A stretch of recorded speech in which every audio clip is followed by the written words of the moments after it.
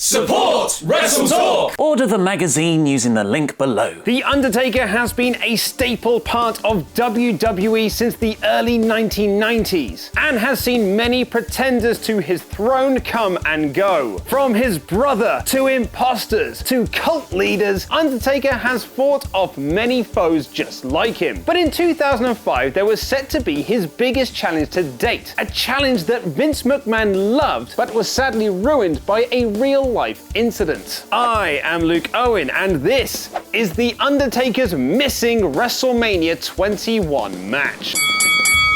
Kevin Furtick had been wrestling in WWE's developmental camp OVW since 2002, where he was developing a gimmick called Seven, a take on the 7 deadly sins. He was then put into a tag team with Travis Tomko, and the two started working dark matches on the road with the Raw brand. It was on the road that Vince McMahon sat Furtick down with Stephanie McMahon and John Laurinaitis, with Vince telling him that he didn't want a tag team guy, he wanted a singles star. Furtick already had an answer, a continuation of his previous 7 character, only this time playing him as a religious zealot. Mordecai would have been Bray Wyatt before Bray Wyatt. I laid out my idea of long coats and a cross, almost popish, and even vignettes with a confessional where I punch through the confessional booth and choke out the sinner. Vince's eyes blew up and he looked at me and said, "Holy."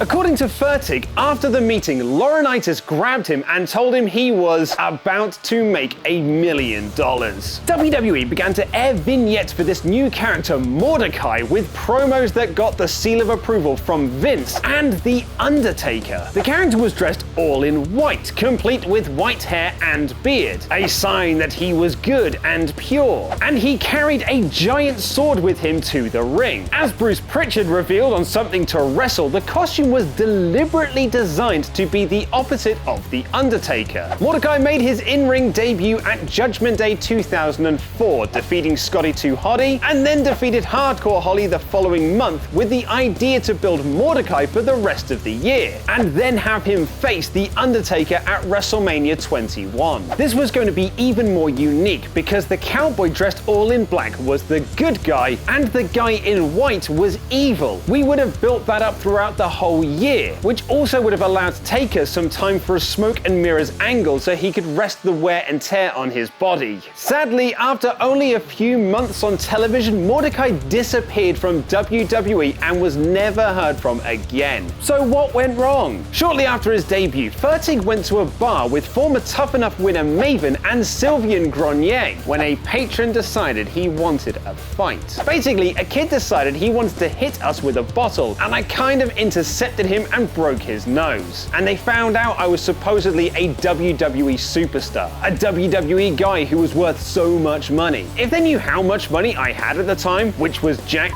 they probably wouldn't even have sued. The person did in fact sue WWE and Vince McMahon paid out, but doing so meant that Furtick had to be fired. And that was basically how it was done. And then when they realized how much money I didn't have, it got pretty much dismissed. I paid a little bit of money and it was done. But long story short, it was something that the kids started and I just finished it. Furtick would later re-debut a few years later in ECW as the Vampire Kevin Thorne, and The Undertaker wrestled Randy Orton at WrestleMania 21 instead. But what's the story behind Triple H's missing faction? And here are 5 awful gimmicks that nearly happened. Click the video to the left to find out more. Press subscribe and support WrestleTalk on Patreon. I have been Luke Owen, and that was wrestling.